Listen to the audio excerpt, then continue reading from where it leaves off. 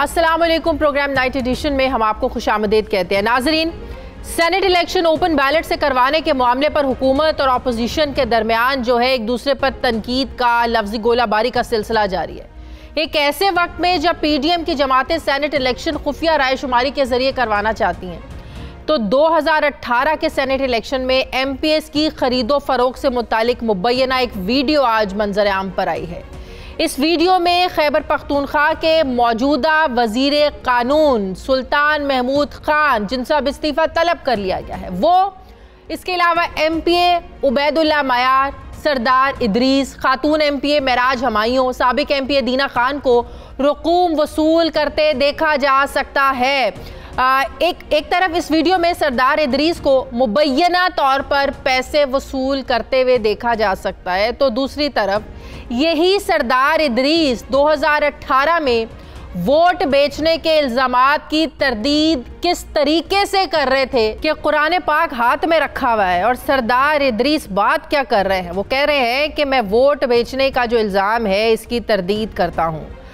2018 के senate election में वोटों की खरीदो फरोख्त से मुतालिक इस वीडियो के मंजर आम पर आने के बाद वज़ीर आज़म इमरान खान की तरफ से वज़ीर आला खैबर पख्तूनख्वा को सूबाई वज़ीर कानून से इस्तीफ़ा लेने के अहकामात जारी किए गए, जिसके नतीजे में खैबर पख्तूनख्वा के वज़ीर कानून सुल्तान महमूद अपने ओहदे से मुस्ताफ़ी हो गए हैं। पाकिस्तान की सियासी तारीख़ में वज़ीर आज़म इमरान खान वो वाहिद सियासतदान हैं जिन्होंने 2018 के सेनेट इलेक्शन में खैबर पख्तूनख्वा असम्बली से ताल्लुक़ रखने वाले PTI के 20 सूबाई अरकान असम्बली को वोट फ़रोख्त करने के जुर्म में पार्टी से फारिग किया था। यही वजह है कि वज़ीर आज़म इमरान खान सेनेट इलेक्शन में हॉर्स ट्रेडिंग का खात्मा करने के लिए ओपन बैलेट के जरिए वोटिंग अप करवाना चाहते हैं। इसी मकसद के लिए हुकूमत ने पहले जो है सुप्रीम कोर्ट में हुकूमत ने रेफरेंस दाखिल किया, फिर पार्लियामेंट में 26वीं आईनी तरमीमी बिल पेश किया और चंद रोज़ पहले ही मशरूत सदारती ऑर्डिनेंस भी जारी किया गया, जिसका मकसद ये है कि सेनेट इंतखाबात को शफाफ बनाया जाए। बज़ाहिर कानूनी तौर पर अभी तक हुकूमत को ओपन बैलेट के जरिए वोटिंग करवाने के मामले पर कामयाबी हासिल नहीं हुई है, मगर 2018 के सेनेट इलेक्शन में खरीदो फरोख्त की वीडियो मंजर आम पर आने के बाद असद उमर ये समझते हैं कि जो नुमाइंदे सारी कमाई लुटा कर सेनेट में पहुंचते हैं वो बाद में इसी सीट से कमाते हैं। छांगा मांगा से शुरू होने वाली मंडी लगने का सिलसिला ये आज तक जारी है। सेनेट इलेक्शन के लिए रेट लगना शुरू हो गए हैं। हम चाहते हैं कि ये खरीदो फरोख्त का जो घिनौना खेल है ये ख़त्म हो। बदकिस्मती से मुल्क में जमहूरियत, जुर्म और सियासत आपस में जुड़ जाते हैं। ईवान की छत पर तो खुदा के नाम लिखे जाते हैं, जिसके नीचे ज़मीर बेचे जाते हैं। असद उमर के मुताबिक सेनेट इलेक्शन के शफाफ होने से सियासतदानों की जो दिहाड़ी है ये छिन रही है।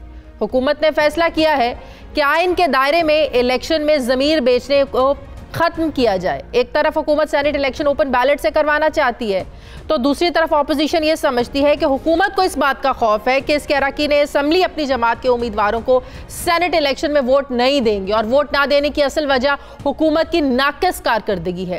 एक तरफ हुकूमत के लिए सेनेट इलेक्शन अब साफ शफाफ तरीके से करवाना अब एक चैलेंज बन गया है, तो दूसरी तरफ PDM की क़यादत सुप्रीम कोर्ट को सेनेट इलेक्शन के मामले पर फरीक ना बनने के मशवरे दे रही है।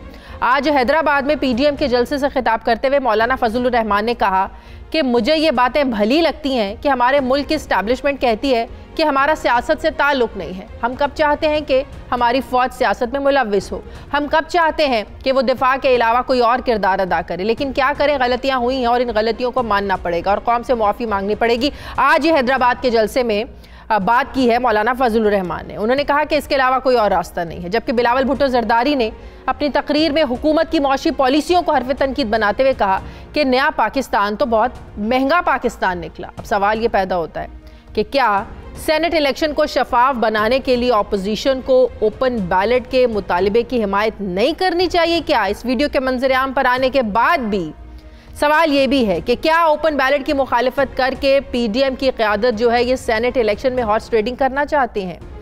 सवाल तो ये भी आम है कि हॉर्स ट्रेडिंग को रोकने के लिए अब क्या आला अदलिया को ही अपना किरदार अदा करना पड़ेगा? इसी पर मैं बात करूंगी। मुझे ज्वाइन किया है साबिक MPA सरदार इदरीस, जिन्हें 2018 में इसीलिए निकाला गया था कि उन पर भी ये इल्ज़ाम था कि उन्होंने पैसे लिए हैं। लेकिन आज जो वीडियो मंजर आम पर आई है इसमें सरदार इदरीस को वाज़ेह तौर पर देखा जा सकता है। अस्सलाम वालेकुम, बहुत बहुत शुक्रिया सरदार इदरीस साहब आपका। सरदार इदरीस साहब, अभी मैंने आपके 2018 में जब आपने कुरान पाक पकड़ कर कहा कि मैं तरदीद करता हूं, जो मेरे पे इल्ज़ाम लग रहा है कि मैंने 4 करोड़ रुपए लिए हैं, मैंने तो जो पार्टी ने जो हमें एक लिस्ट दी उसके मुताबिक वोट लिए हैं, लेकिन आज जो वीडियो मंजर आम पर आई है उसके बाद भी आप यही कहेंगे, उसके बाद भी आपका वही मौक़िफ़ है? सर, मैं इसके बाद भी यही कहूँगा। मैं उस वक्त मुझे असल में ये चीफ मिनिस्टर इशू करते हैं, एक स्पेशल कोड इशू करते हैं, सीक्रेट कोड, और जिसमें प्रायोरिटी 1, 2, 3, 4, 5, 6, 7, 8, 9, 10 तक होते हैं।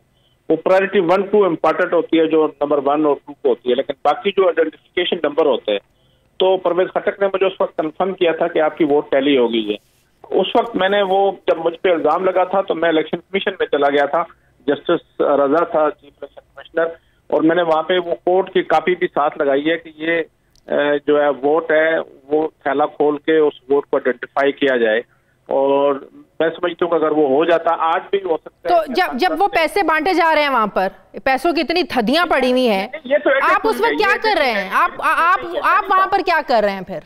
नहीं, मेरा नहीं है उधर, ये किस तरह से उन्होंने एडिट किया है, मैं ये कह रहा हूँ कि मैंने, आपका मतलब है वो जो वीडियो में सरदार इदरीस हमें नजर आ रहे हैं, वो सरदार इदरीस वहां पर नहीं बैठे हुए, कोई वीडियो एडिट की हुई, आप ये कह रहे हैं?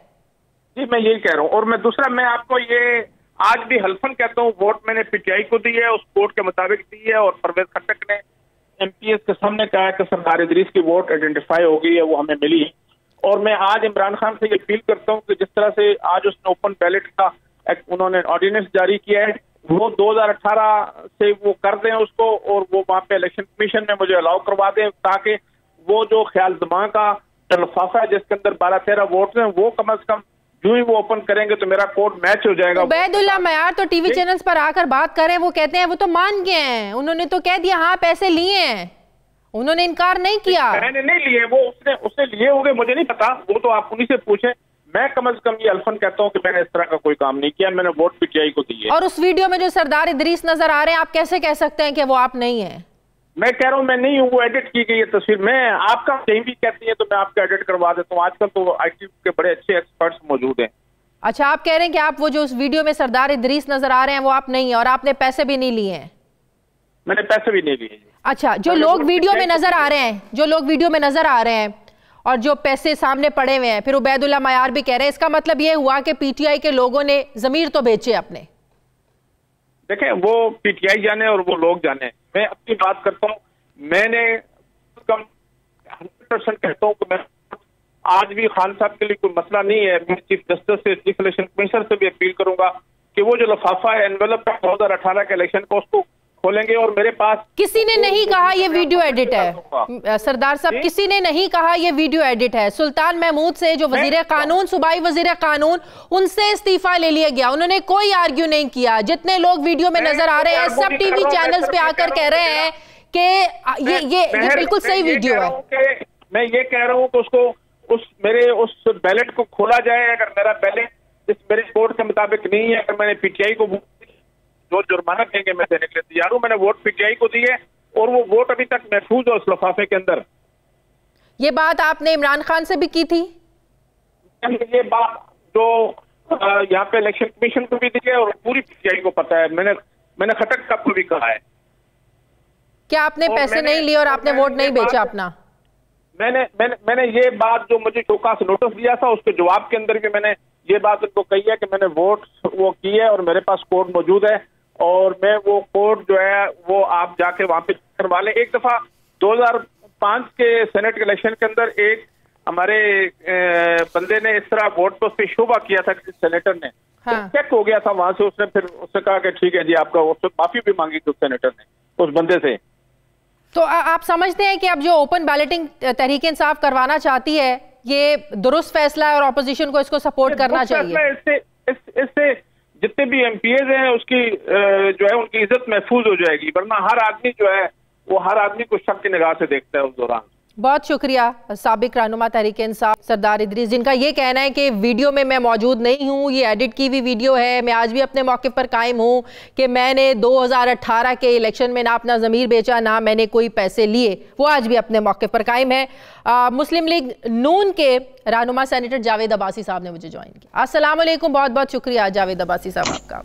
जी जावेद अब्बासी साहब, ये जो वीडियो मंजर आम पर आई है, ये देखने के बाद भी आप लोग नहीं चाहेंगे कि ओपन बैलेटिंग होनी चाहिए, हॉर्स ट्रेडिंग का रास्ता खत्म होना चाहिए, पैसा जो है वो इस्तेमाल होता है, लोग पैसा देकर दो लोगों के ज़मीर खरीदते हैं, इसका रास्ता रोकना चाहिए। अभी भी आप लोग अपने मौके पर कायम है कि ओपन बैलेटिंग नहीं होनी चाहिए। बिस्मिल्लाहिर्रहमानिर्रहीम, बहुत शुक्रिया। ये वही एमपी हैं जिनको इमरान खान साहब ने निकाला था, और इनको निकाला सिर्फ इसलिए था कि इन्होंने उस वक्त अपनी वोट बेची थी और खान साहब ने के पास ज़ाहिर है उनके पास कुछ यकीनन उस वक्त को प्रूफ थे जिन्होंने आज उन्होंने रिलीज़ किए हैं इतने अरसे बाद। और उनके जो एमपीएस थे, ये एक अफसोसनाक वाक़या उस वक्त भी था और आज बहुत ही शर्मनाक वाक़या हुआ है जब ये टीवी पे इन लोगों की वीडियो चली है जिन्होंने ये एक घिनौना काम किया था जो पाकिस्तान की सियासत में बहुत ही बदनामी वाला काम था। हम सारे इस बात को ज़रूर कह रहे थे कि सेनेट के इलेक्शन में पैसे का रोकना चाहिए, आज ट्रेडिंग नहीं होना चाहिए, ये बहुत ही गलत तरीका है। हम हुकूमत को कहते रहे कि बैठकर कोई ऐसा मनसूबा बंदी बनाई जाए। हुकूमत पहले सुप्रीम कोर्ट ऑफ पाकिस्तान में चली गई है, रेफरेंस दायर किया उन्होंने कि आर्टिकल 226 की जो है वो तशरीह की जाए। अभी रेफरेंस पे कोई फैसला हुआ नहीं था तो हुकूमत एक कानूनी बिल लेके आई है, नेशनल असेंबली में इंट्रोड्यूस किया, उस पर भी डिस्कशन होनी थी तो हुकूमत एक ऑर्डिनेंस लेके आ गई है। हुकूमत खुद पहने गए ऑर्डिनेंस इसलिए लेके आई ना कि आप लोगों ने तरमीमी बिल को सपोर्ट ही नहीं किया। अभी उस पर कोई वोटिंग नहीं हुई है, उस पर डिस्कशन नहीं हो सका है, उस दिन कोई माहौल नहीं था। आप जानती हैं माहौल बनने ही नहीं दिया जा रहा। आप देखें पिछले हफ्ते जो सारे कौमी असम्बली के इजलास हो रहे हैं, हो क्या रहा है वहां पर? हंगामा राई, गालम गलोच, एक दूसरे पर तनकीद, इसके अलावा कौमी असम्बली में देखने को मिल ही क्या रहा है? बिल तो कहीं बहुत पीछे रह गया था।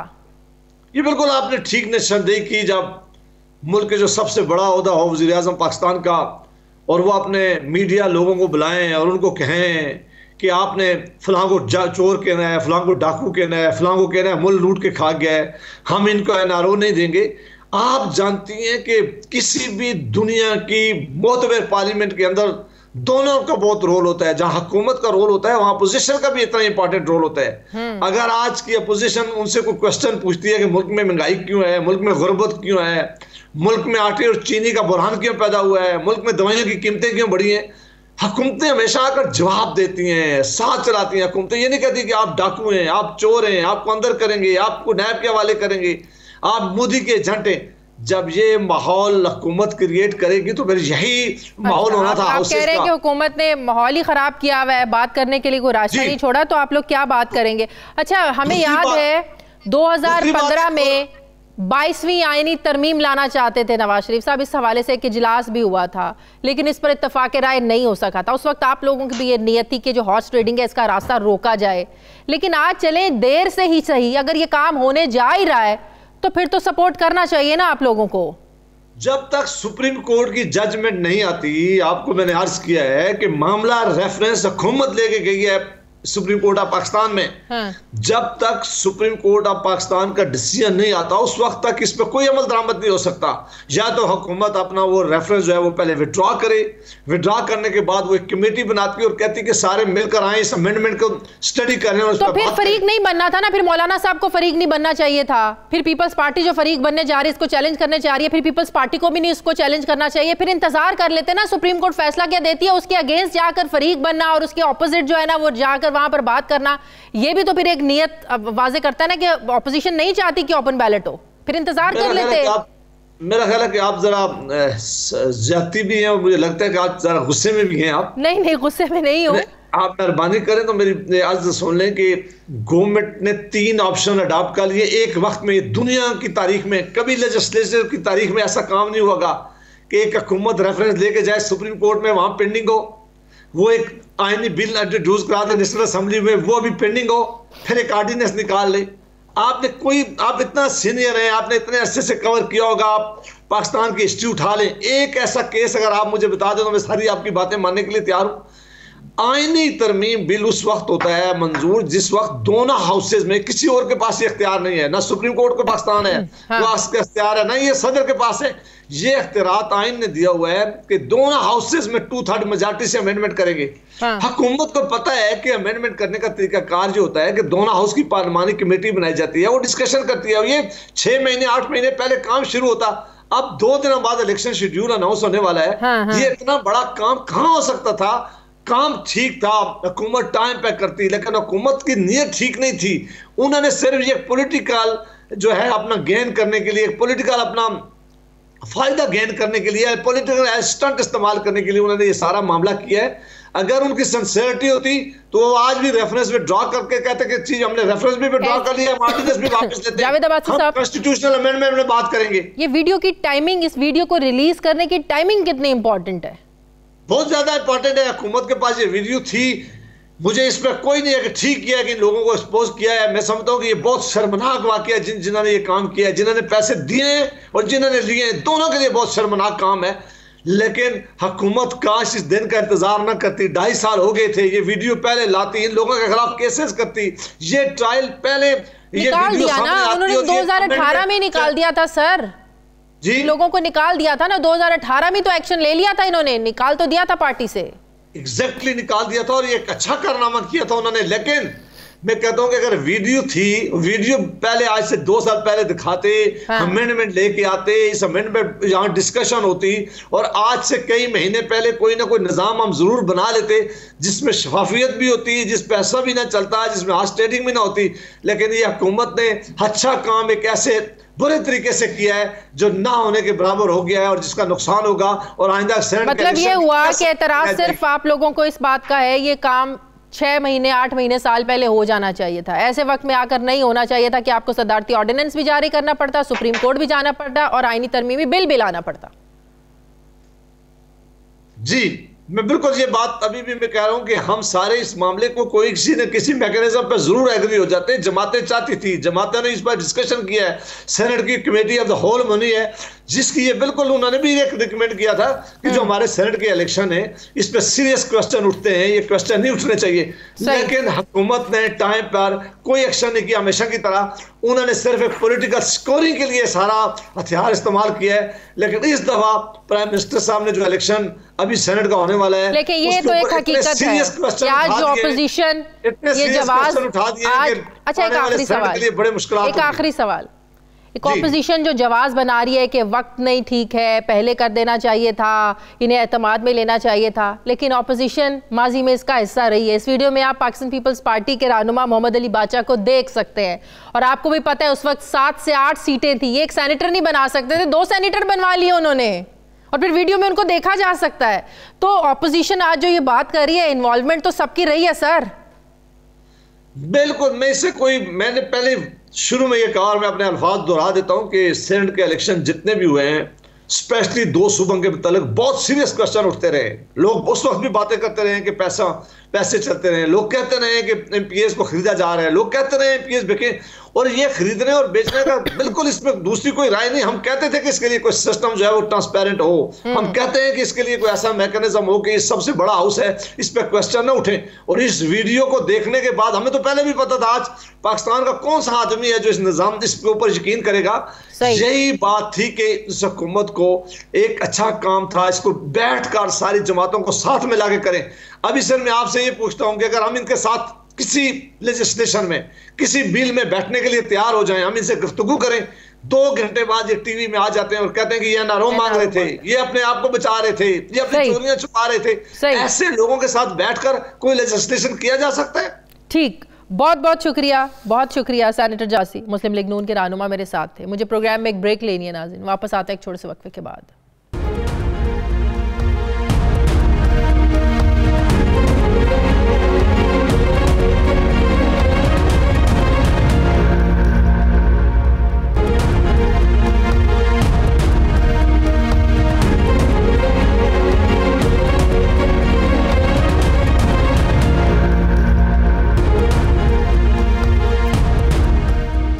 ब्रेक के बाद एक बार फिर से आपको खुशामदीद कहते हैं। सीनियर सहाफ़ी तज्ज़ियाकार साबिर शाकिर साहब ने मुझे ज्वाइन किया। अस्सलाम वालेकुम, बहुत बहुत शुक्रिया साबिर शाकिर साहब आपका।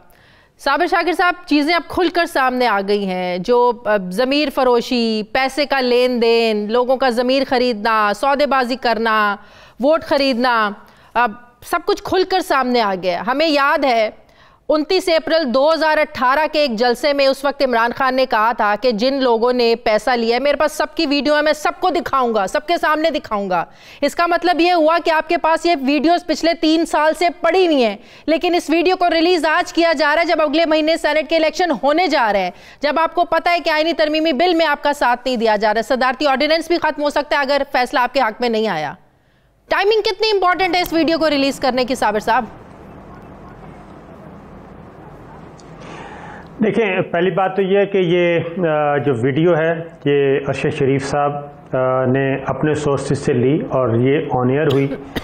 अब ये रिलीज़ किसने की, ये तो एक क्वेश्चन बहरहाल मौजूद है, लेकिन ये टाइमिंग से हट के एक बात तो स्टैब्लिश हो गई कि इस तरीके से पहले तो सिर्फ था एक क्या सराई की जाती थी कि पैसा चलता है और कोई ऑडियो, ज़्यादा से ज़्यादा ऑडियो रिकॉर्डिंग आ जाती थी, लेकिन ये जो वीडियो आई है उसके बाद तो ये हुआ कि ये सौदे बिल्कुल खुलेआम होते हैं सौदे, और जिस तरीके से नोट गिने जा रहे हैं और पूरे किए जा रहे हैं, 1 अरब 20 करोड़ रुपया ये दिया गया, और जिन 20 अरकान को पॉइंट आउट किया पीटीआई ने, उन एमपीएस को सज़ा क्या मिली?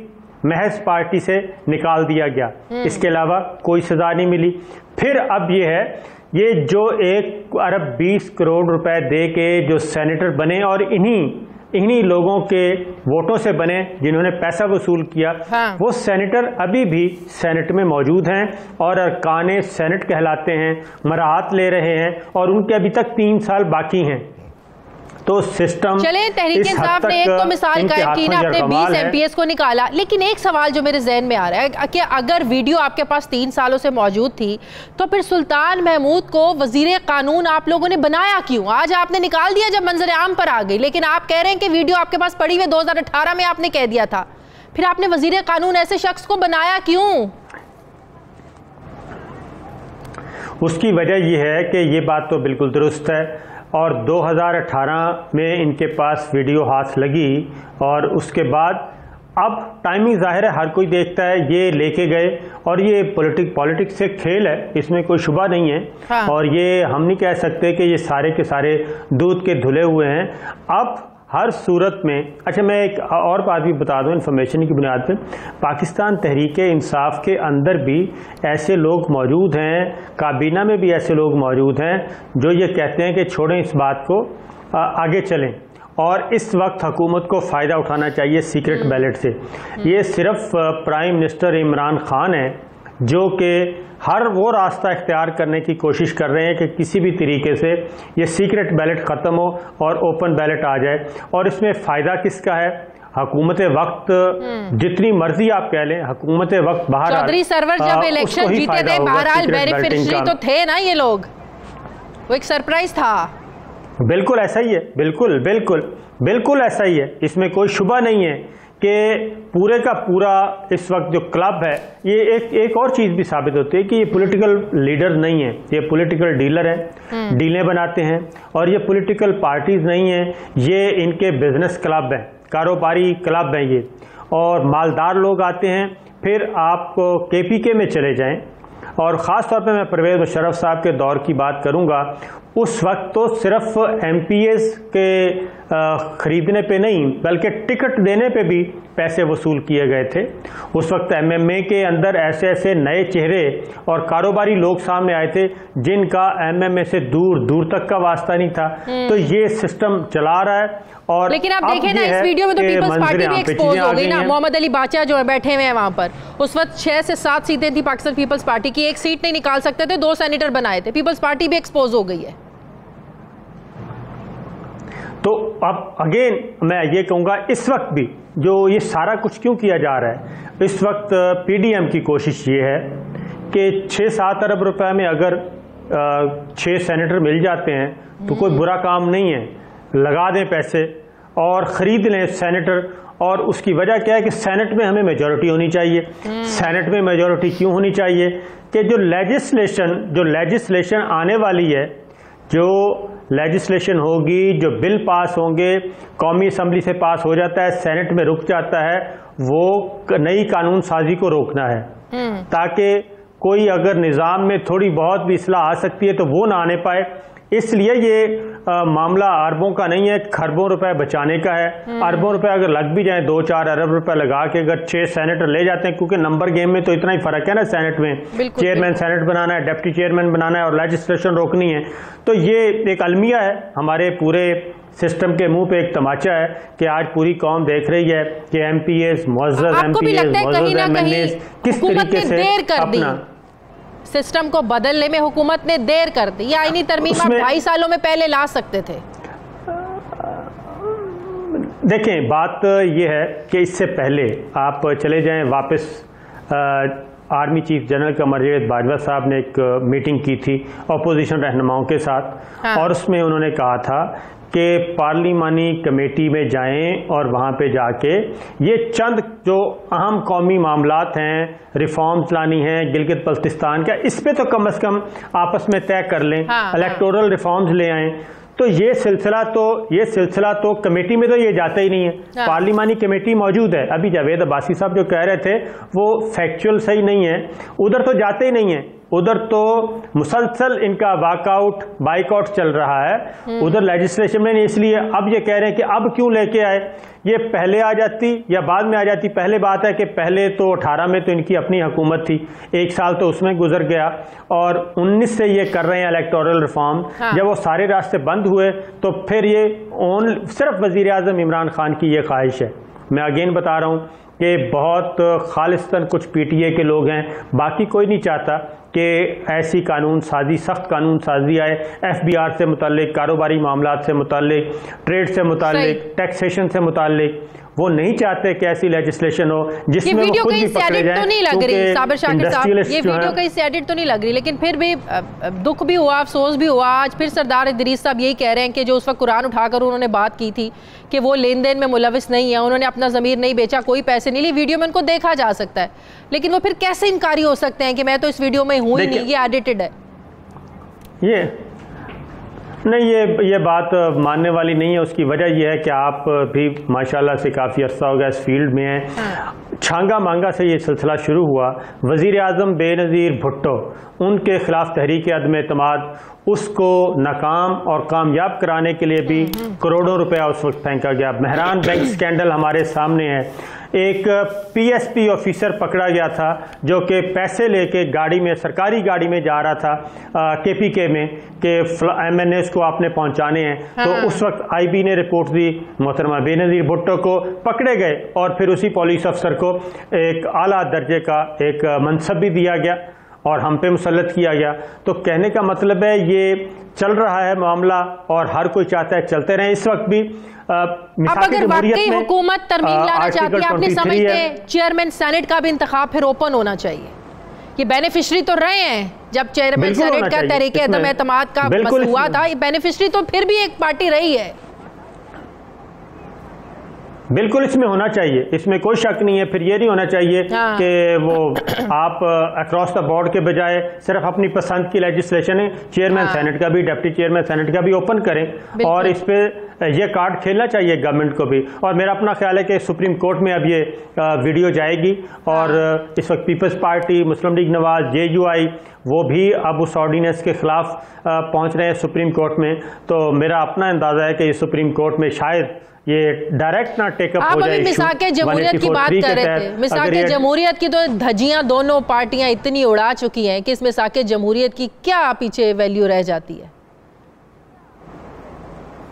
बस वो मिसाके जमहूरियत सिर्फ इसलिए था कि हमने इक़्तिदार हासिल करना है। वो इक़्तिदार हासिल कर लिया। पाकिस्तान पीपल्स पार्टी ने 5 साल पूरे किए, मुस्लिम लीग नवाज ने 5 साल पूरे किए, लेकिन उसमें जो रिफॉर्म्स हुई वो हुई 18वीं तरमीम के नतीजे में, जिसने मुल्क के वफाकी निज़ाम का बेड़ा गर्क कर दिया और वफाक को कमज़ोर किया। उस पर सब मुत्तफिक थे और तीसरी बारी नवाज शरीफ साहब को तीसरी बार वज़ारत-ए-उज़्मा की सीट मिल गई, यही था। और अब भी कोई नहीं करने के लिए तैयार, क्योंकि उनके अपने मफादात जो हैं उनको नुकसान का अंदेशा है। बहुत बहुत शुक्रिया सीनियर सहाफ़ी तज्ज़ियाकार साकिर साहब मेरे साथ थे। मुझे प्रोग्राम में नाज़रीन एक ब्रेक लेनी है, वापस आते हैं एक छोटे से वक्फे के बाद।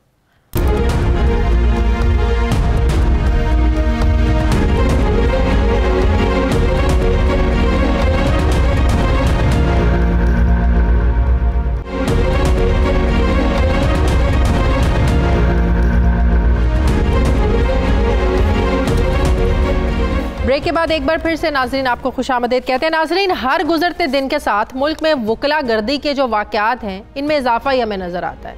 गुज़श्ता रोज़ हमने देखा इस्लामाबाद कचहरी में कायम गैर कानूनी चैम्बर्स गिराने पर मुश्ताइल वकला ने एहतजाज किया, फिर इस्लामाबाद हाई कोर्ट पर धावा बोला। मुश्ताइल वकला की तरफ से अदालती कार्रवाई को रोकते हुए न सिर्फ तोड़ फोड़ की गई बल्कि जजिस के साथ बदतमीज़ी भी की गई। इस्लामाबाद हाई कोर्ट पर हमला करने वाले वकला के खिलाफ कानूनी कार्रवाई का भी आगाज़ हो चुका है। इस्लामाबाद हाई कोर्ट की जानिब से जारी एलामिये के मुताबिक चीफ जस्टिस ब्लॉक पर हमला और तोड़ फोड़ करने वाले वकला के खिलाफ मुकदमा दर्ज किया गया है और नामजद वकला की तलाश के लिए पुलिस छापे मार रही है। एलामिये में यह भी कहा गया है कि इस्लामाबाद हाई कोर्ट की सिक्योरिटी इंचार्ज इंस्पेक्टर हयात की मुद्दत में दर्ज मुकदमे में 4 खवातीन समेत 21 वकला को नामजद किया गया है और इनके खिलाफ अलग से तौहीन अदालत की भी कार्रवाई शुरू की जा रही है। हमले में मुलविस वकला के खिलाफ लाइसेंस मुअत्तली के लिए इस्लामाबाद बार काउंसिल को रेफरेंस भी अरसाल किया जा रहा है। इस्लामाबाद हाई कोर्ट पर हमले करने वाले वकला के खिलाफ FIR दर्ज कर दी गई है, जिसमें कहा गया है कि वकला ने चीफ जस्टिस ब्लॉक की तरफ जाते हुए तोड़फोड़ की, मुलाजमीन को घेरे में लेकर नारेबाजी और गालम गलोच करते हुए शदीद पथराव किया और एडमिन ब्लॉक में दाखिल होकर तशद्दुद किया और चैम्बर्स के दरवाजे तोड़ दिए, चैम्बर में लगी LED भी तोड़ दी। FIR में यह भी कहा गया है कि वकला ने चीफ जस्टिस को मैसूर कर लिया और मीडिया कारकुनान पर तशद्दुद भी किया। चीफ जस्टिस के गनमैन का असलहा छीनने की कोशिश करते हुए लोडशुदा मैगजीन छीन ली। एक तरफ इस्लामाबाद हाई कोर्ट पर हमला करने वाले वकला के खिलाफ कानूनी कार्रवाई का आगाज हो चुका है, तो दूसरी तरफ CDA के हतमी नोटिस में इस्लामाबाद कचहरी के तमाम काबिजीन को यह कहा गया है कि F8 कचहरी में फुटपाथ और पार्किंग एरिया पर गैर कानूनी तामीरात ख़त्म कर दें, वरना बगैर नोटिस तामीरात को गिरा दिया जाएगा। एक तरफ मुआशरे का हर तबका इस्लामाबाद हाई कोर्ट पर हमले के वाक़े की मज़म्मत कर रहा है, तो दूसरी तरफ एहतजाजी वकला की तरफ से 6 मुतालबात पेश किए जा रहे हैं। वकला का ये मुतालबा है कि पुलिस की जानिब से गिरफ्तार वकला को फिलफौर रिहा किया जाए, ज़िलाई इंतज़ामिया की तरफ से गिराए गए चैम्बर्स को दोबारा तामीर किया जाए, गिराए गए चैम्बर्स की तामीर के साथ फ़ी चैम्बर 5 लाख रुपए हर्जाना भी अदा करें। DC इस्लामाबाद मुतल्लिका SP और सेशन जज को इस्लामाबाद से ट्रांसफ़र किया जाए। डिस्ट्रिक्ट कोर्ट्स की मुंतकली तक F8 में फुटबॉल ग्राउंड की बाकी जो अराजी है उस पर भी यंग लॉयर्स के लिए चैम्बर्स बनाए जाएं। एहतजाजी वकला का यह भी मुतालबा है कि डिस्ट्रिक्ट कोर्ट्स जहां पर मुंतकिल हो रहे हैं वहां वकला चैम्बर्स के लिए 10 एकड़ अराजी ज़मीन दी जाए। अब सवाल ये पैदा होता है कि क्या इंतज़ामिया एहतजाजी वकला के जो ये 6 मुतालबात हैं इनको तस्लीम करेगी? इस्लामाबाद हाई कोर्ट पर हमले के वाक़े के बाद तमाम अदालतें खोल दी गई हैं। तर्जुमान इस्लामाबाद हाई कोर्ट के मुताबिक वकला तंजीमों की 1 दिन की हड़ताल की वजह से आज की कॉज लिस्ट को मनसूख किया गया। तारीख हमें ये बताती है नाजरीन कि वकला गर्दी का कोई ये पहला वाक़या नहीं है। दिसंबर 2019 में वकला के गिरोह की जानिब से लाहौर में वाक़ पंजाब इंस्टीट्यूट ऑफ कार्डियोलॉजी अस्पताल पर धावा बोला गया था। उस वक्त भी वकला की तरफ से तिब्बी अमले और मरीजों को ज़दोकोब करते हुए अस्पताल में तोड़फोड़ की गई थी। हमें ज़मीनी हक़ाइक़ ये बताते हैं कि वकला गर्दी के इन वाक़यात से जजेस भी परेशान दिखाई देते हैं। गुज़श्ता साल एडिशनल डिस्ट्रिक्ट एंड सेशन जज फ़तेह जंग डॉक्टर साजिदा अहमद चौधरी ने चीफ जस्टिस ऑफ पाकिस्तान को एक ख़त लिखा था, जिसमें उन्होंने आला जजेस की तवज्जो मातहत अदलिया में काम की जगह पर वकला के गैर मुहज़्ज़िब और बदतमीज़ी के रवैये से जुडिशल अफसरान को हिरासा किए जाने की तरफ उन्होंने मबजूल कराने की कोशिश की थी। डॉक्टर साजिदा ने अपने ख़त में अफसोस का इजहार किया था कि अगर उन्हें मालूम होता कि वो अदालत में बतौर खातून जज नाम नहाद वकला की जानिब से बदतमीज़ी और गैर मुहज़्ज़िब अल्फाज का सामना करेंगी तो वो अपनी ज़िंदगी के 25 साल आला तालीम के हुसूल पर ज़ाया नहीं करती। तो ये वकला गर्दी का कल का वाक़या कोई पहला वाक़या नहीं था। वकला गर्दी के जो वाक़यात हैं ये वकला को शायद लगता है कि इनके जो मसाइल का हल है ये सिर्फ तोड़ फोड़ में है, धमकियां देने में है, हंगामा आराई करने पे है। इसी पर मैं बात करूंगी। मुझे ज्वाइन कर रहे हैं कल जो वकला का एहतजाज हुआ उसमें ये शामिल थे उमैर बलोच साहब। अस्सलाम वालेकुम उमैर साहब। जी उमैर साहब, वकला के नज़दीक क्या हर मसले का जो हल है ये तोड़ फोड़ ही है? अब एक कानूनदान जो है, जो कानून का रखवाला है, एक कानून का तालिब इल्म है, जिसने कानून पढ़ा हुआ, काम बंदे ने तो कानून नहीं पढ़ा, वरना आप नहीं बताना ना कि कानून ये कहता है, कानून ये कहता है। अब जब कानून के रखवाले, कानून के पढ़े हुए लोग ही कानून को अपने हाथ में लेंगे तो आम बंदे का क्या हाल होगा? आप लोगों के नज़दीक हर मसले का हल एक जत्थे की सूरत में एक जगह पर हमला करना ही क्यों होता है? देखें, अदलिया की आज़ादी हमसे है, पार्लियामेंट की आज़ादी हमसे है, मीडिया की आज़ादी हमसे है। हम तोड़ फोड़ की ना कभी काम किया ना करते हैं। तो कल क्या हुआ? कुछ लोग हमारे अंदर, ज़रूरी नहीं है कि हर इंसान एक जैसा हो, तो उसमें कुछ लोग ज़रूर होते हैं, हम उसकी कभी प्रोटेक्शन नहीं की, कल आप ना ही कभी जिंदगी में पहले प्रोटेक्ट किया है, ना कभी करेंगे। जी, एहतजाज हमारा हक है, एहतजाज करना हर इंसान का हक है और एहतजाज करता रहता है। तोड़ फोड़ भी आपका हक है, जजिस को महसूर करना भी आपका हक है। कल ना ही कभी करते हैं। फुटेजेस मौजूद हैं। देखें, तोड़ फोड़, जिन लोगों ने तोड़ फोड़ की उनके खिलाफ FIR भी हुई है। हाँ। उनके लाइसेंस भी सस्पेंड हुए हैं, उनके खिलाफ कार्रवाई भी हुई है। मकसद ये नहीं है, मकसद ये है, आप ये देखें हमें कि हम हमेशा आइन और कानून की बात करते हैं। हमने हमेशा आइन और कानून की बात करते हैं, ये डिसेंट वे था अपना मौकिफ सामने रखने का, या डिसेंट वे ये था कि अदालत में जाते और अपना जो मुद्दा था वहां जाकर बयान करते, वहां लेके जाते अपना मसला, कि अगर आप समझते, चले मान लिया कि गैर कानूनी नहीं थी, कानूनी थे ये चैम्बर्स, भाई अदालतें किस लिए बनी हुई हैं? अदालत में जाते ना इस मामले को लेके। देखें, दोनों चीज़ों को आप मिक्स ना करें। अगर हमारे मामलात हैं, 10 सालों से 30 सालों से हम बैठे हुए हैं, अगर आके हमारे चैम्बर तोड़ेंगे, क्या हम चूड़ियां पहन के बैठे हुए हैं? खुदा का नाम ले, अगर हमारे घर तोड़ेंगे कोई आके बगैर किसी नोटिस के, तो ये कोई जवाब बनता है? पैलेस पर भी कार्रवाई नहीं होनी चाहिए थी। हमारे कलर जो नालों पर तजावुजात हैं, फिर उन पर भी कार्रवाइयां नहीं होनी चाहिए थी। जो हलीम आदिल शेख के साथ कराची में हुआ, फिर वो भी नहीं होना चाहिए था। फिर जो सालहा साल से कब्जा माफिया बैठा है, फिर तो कब्जा माफिया पर हाथ डालना ही नहीं चाहिए, क्योंकि वो सालहा साल से बैठे हुए हैं। ये तो गवर्नमेंट की रिस्पॉन्सिबिलिटी है। देखें, इतवार बाजार में आप वहां पे शेल्टर बना के दे देते हैं, हमें चैम्बर तक नहीं है। बदकिस्मती से ये ज्यादती हो रही है कि डिस्ट्रिक्ट जुडिशरी प्लानिंग में भी नहीं लिखी गई, प्लानिंग में भी नहीं है, प्लान नहीं दिया गया, हमारे चैम्बर नहीं है। जज साहबान हमारे बगैर चल सकते हैं, आपका मामला हो तो हम आपके साथ होंगे। जब आइन और कानून की पासदारी की बात होती है तो हम सड़कों के ऊपर होते हैं, हम साथ होते हैं। मीडिया की बात होती है तो हम साथ होते हैं। क्या हमें घर नहीं प्रोवाइड करेंगे? हम कहां बैठें, किधर जाएं? हम अपनी जंग जरूर लड़ते हैं, लेकिन हमें कम से कम प्रोटेक्शन दी जाए, हमें तहफ़्फ़ुज़ दिया जाए। मैं कतई इस बात के कि हाँ, या अगर तोड़ फोड़ कहीं भी हुई है, अगर मेरे चैम्बर गिराए गए हैं तो वो भी तोड़ फोड़ के ज़मरे में आएंगे। अगर मुझे कुछ लोगों को गिरफ्तार किया गया है वकला को बगैर किसी नोटिस के, तो वो भी तोड़ फोड़ के ज़मरे में आएंगे। ला कानूनियत होगी जब आप नोटिस भी नहीं देंगे, जब आपके ओरिजिनल डॉक्यूमेंट। तोड़ फोड़ की है, इस्लामाबाद हाई कोर्ट पर हमला हुआ है, जज चीफ जस्टिस मैसूर होकर वहां पर अंदर बैठ गए थे, तो वो नोटिस देकर गिरफ्तार करते?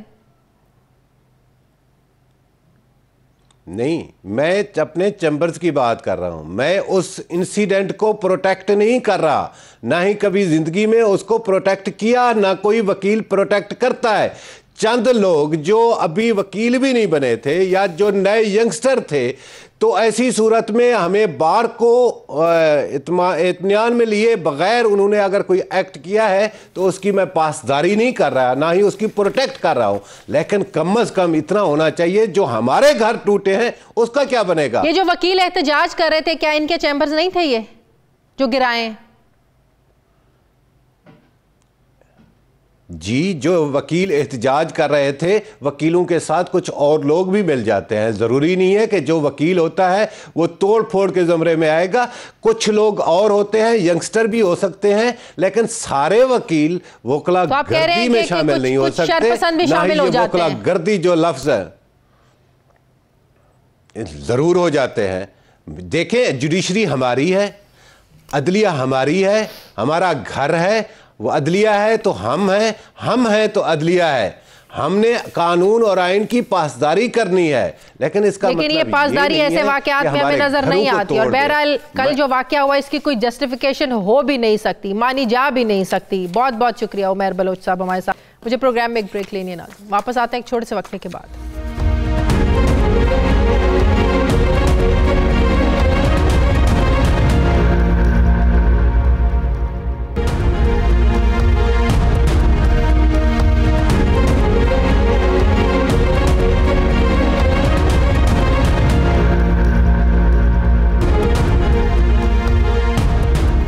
ब्रेक के बाद एक बार फिर से आपको खुशामदीद कहते हैं नाजरीन। कपास, कॉटन को पाकिस्तानी काश्तकार के लिए वाइट गोल्ड कहा जाता है, लेकिन गुज़श्ता कई सालों से कपास के काश्तकार बदहाली का शिकार है और कहा जा रहा है कि मुल्क में कपास की जो पैदावार है ये 30 साल की कम तरीन सतह पर आ गई है। पाकिस्तान कॉटन जर्नल्स एसोसिएशन ने अपनी सालाना रिपोर्ट में कहा है कि 31 जनवरी तक मुल्क में कपास की पैदावार 34.35% कम होकर 55,71,000 गांठों तक रह गई है। इतनी बेल्स रह गई हैं, जिस पर टेक्सटाइल इंडस्ट्री के नुमाइंदे अब ये कह रहे हैं कि संगीन सूरत हाल से बरामदात पर मबनी जो टेक्सटाइल के शोबे हैं ये मुतासिर हो सकते हैं, क्योंकि टेक्सटाइल इंडस्ट्री की मजमूई बरामदात में 55 से 60% शिराकत है। कपास के माहिरीन और कॉटन ब्रोकर्स का इस हवाले से कहना है कि कपास की ये 30 साल में सबसे कम पैदावार है, जो टेक्सटाइल के शोबे के साथ बरामदात के लिए भी जो है वो बहुत ख़तरनाक है। कपास की पैदावार में पंजाब और सिंध दोनों सूबों में नुमाया कमी वाक़ई हुई है। जनवरी के आखिर तक पंजाब में कपास की पैदावार गुज़श्ता साल की इसी मुद्दत में पैदा होने वाली 50,14,000 गांठों के मुकाबले में 34,36 लाख गांठों तक रही। सिंध में पैदावार 38.5% तक कम होकर गुज़श्ता साल की इसी मुद्दत में 34,72,000 गांठों के मुकाबले में 21,34,000 गांठों तक रह गई है। अगरचे रवां माली साल के पहले 6 महीनों के दौरान टेक्सटाइल की बरामदात 7.8% इजाफे से 7 अरब 44 करोड़ 20 लाख डॉलर का इजाफा हुआ, लेकिन टेक्सटाइल इंडस्ट्री को रवां माली साल के पहले 5 माह में 32 करोड़ 10 लाख डॉलर की कॉटन दरामद करना पड़ी थी। और फिर इसी हवाले से गुज़श्ता दिनों इंडस्ट्री के स्टेक होल्डर्स एक कॉन्फ्रेंस भी कर चुके हैं ताकि कपास की पैदावार में तेज़ी से जो कमी हो रही है और जो मसाइल है इनके हल की वजूहात का पता लगाया जा सके। कपास की पैदावार में कमी के हवाले से अब काश्तकारों का ये मौक़िफ़ है कि इसकी एक जो वजह है वो है मियारी बीज की फराहमी में दुश्वारी। दूसरी बड़ी वजह है कपास की फसल की काश्त का रकबा भी अब तेज़ी से कम हो रहा है। इस हवाले से हाल ही में स्टेट बैंक ने भी बताया है कि कपास की फसल के लिए वक्फ शुदा जो रकबा है ये 22 लाख हेक्टेयर रिकॉर्ड किया गया है, जो 1982 के बाद सबसे कम है। स्टेट बैंक का ये भी कहना है कि कपास की फसल खास तौर पर गन्ने और दीगर बड़ी फसलों का मुकाबला नहीं कर पा रही। कपास की पैदावार में कमी के हवाले से all Pakistan textile mills association optima का कहना है कि कपास की किल्लत ने पैदावारी लागत में भी इजाफा कर दिया है, क्योंकि टेक्सटाइल इंडस्ट्री को महंगी कपास दरामद करना पड़ रही है और फिर इंपोर्ट की जाने वाली कॉटन मकामी कपास के मुकाबले में 15% महंगी है। अब सवाल ये है कि आखिर इस इजाफी लागत को एडजस्ट करने और बरामदात में इजाफे की कोशिश क्यों नहीं की जाती। फिर पाकिस्तान की कपास अपनी क्वालिटी में पूरी दुनिया में मशहूर है, लेकिन ज़रई शोबे को दरपेश मसाइल के बायस कपास की पैदावार में मुसलसल कमी आ रही है। सवाल ये भी है कि टेक्सटाइल इंडस्ट्री के स्टेक होल्डर्स और सूबाई हुकूमतें ये कपास की पैदावार बढ़ाने के लिए बदहाल जो काश्तकार है उसको सपोर्ट क्यों नहीं कर रही हैं, उसके मसाइल को हल क्यों करने में नाकाम है। इसी पर मैं बात करूँगी। मुझे लाहौर स्टूडियोज़ में ज्वाइन कर रहे हैं चेयरमैन ऑल पाकिस्तान किसान फाउंडेशन सैयद महमूदुल हक बुखारी साहब। अस्सलाम वालेकुम महमूद साहब। आपका क्या वाकई ये वजह है कि आज का काश्तकार खुद भी इसलिए नहीं कर रहा है क्योंकि गन्ना और आटा जो गंदुम है इसकी फसल में ज़्यादा मुनाफा है, इसी वजह से काश्तकारों ने भी इसको काश्त करना कम कर दिया है? जी बिस्मिल्लाहिर्रहमानिर्रहीम, शुक्रिया शाज़िया।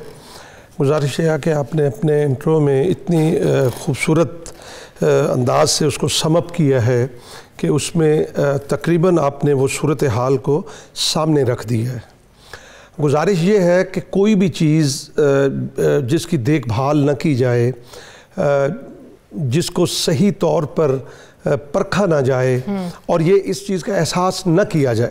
मैं आपको थोड़ी सी एक बात बता दूं, 1845 में अंग्रेज़ की प्लानिंग देखें आप कि उसने इस एरिया के अंदर सर्वे कराया उसने, और उसने इन एरियाज़ को सरगोदा, साहिवाल, विहाड़ी, पाकपतन, मुल्तान, खानेवाल, रहीम यार खान, सिंध, उसको कॉटन के लिए मौजू करार दिया।